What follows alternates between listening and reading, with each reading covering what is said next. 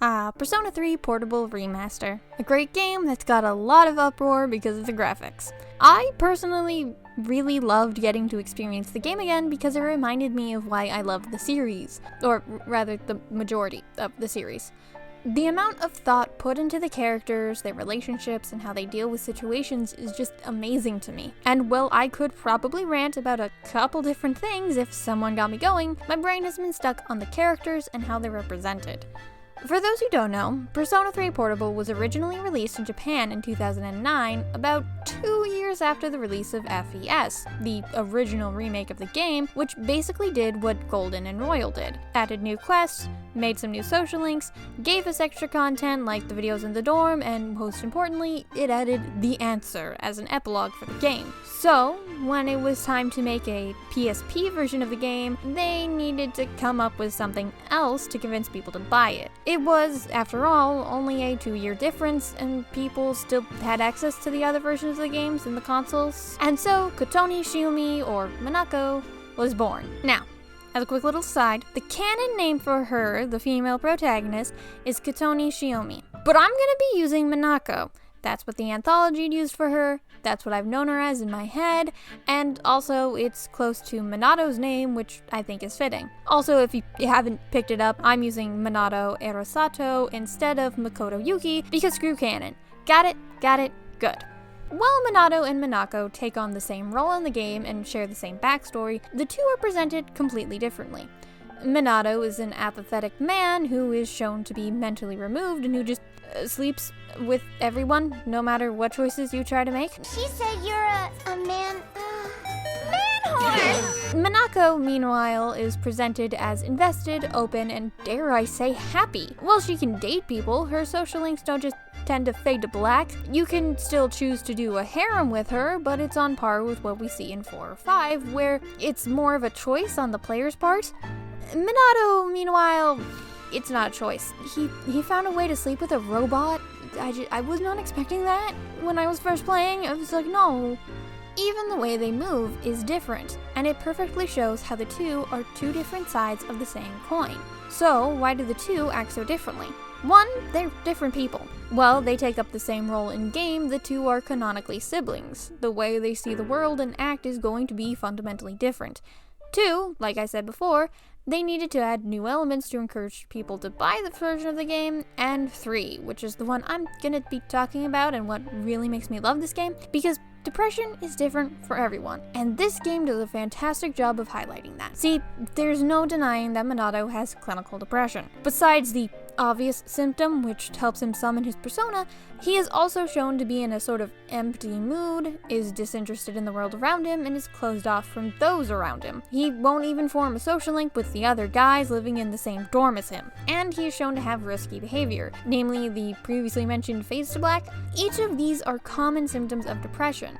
The symptoms are so common that they're what people typically think of when told someone has depression. All he's missing are the gray clothes from those antidepressant commercials, and he'd be like a gosh darn poster boy. It's so obvious that the little 10-year-old me was able to tell he needed help when I was watching my sister play the game for the first time. But Minako doesn't seem to have any of those symptoms, besides the obvious one. She can have a social link with each member of C's, she smiles, and even her narration of the game seems downright chipper at times. And despite all of that, she also definitely has depression. She has to, that's kind of the key to getting a persona in this game, that or being a dog. Through her social links, we see that she doesn't particularly care about what happens to her. No matter what rumors, stalkers, or situations she finds herself in, she doesn't really care about her physical safety or her reputation. She also shares her brother's lack of care when they almost die in the monorail incident.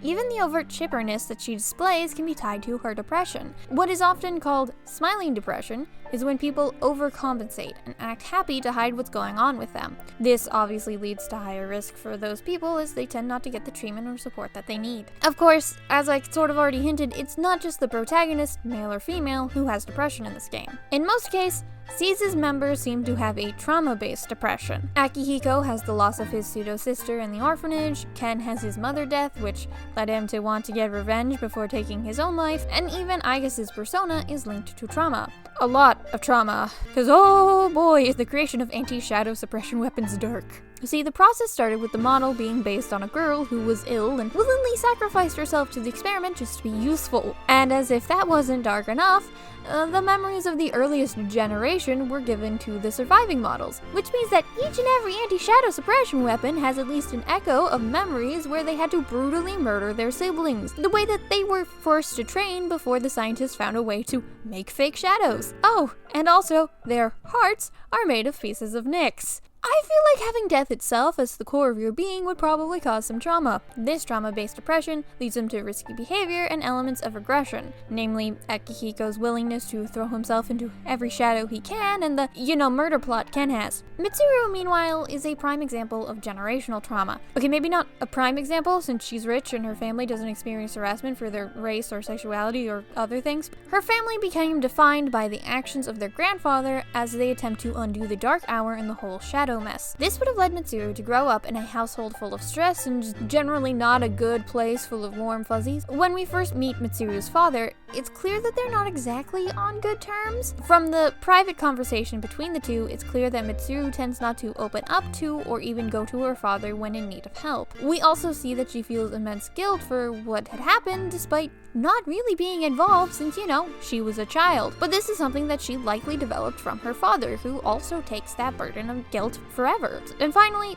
she has difficulty trusting others. Irritability can also be a symptom of this, and she seems to have her moments of anger, especially with Junpei bad-mouthing the female protagonist being the leader, but some of these could arguably be justifiable. So, let's put that down with an asterisk, maybe not. Yukari, meanwhile, has the death of her father and her mother's disassociation, leading to lack of care that forces her to be very isolated, very distant from others, and irritable without an asterisk. Girl was ready to bite off Mitsuru and Junpei's head for a single word multiple times. Fuka, meanwhile, well, under very different circumstances, seems to have her depression stemming from the same place. Her parents push her to be perfect at home, and she gets constantly bullied at school, both things leading to her having low self-esteem and low self-worth. I mean, her parents didn't even care that she went missing, agreeing with Mr. Ikoto that it was best to cover the incident up to keep it off the record. But despite the two's pain coming from a similar place, both Fuka and Yukari seem to be completely different characters. They're both reserved, but Yukari puts up more of a front to ensure that she can reach the goal that has kept driving her forward, to ensure that she can find out what happened to her father. Fuka, meanwhile, would never be able to do that. She's too forgiving to be caught up in a desire for revenge, and possibly has no self-worth, so she can't,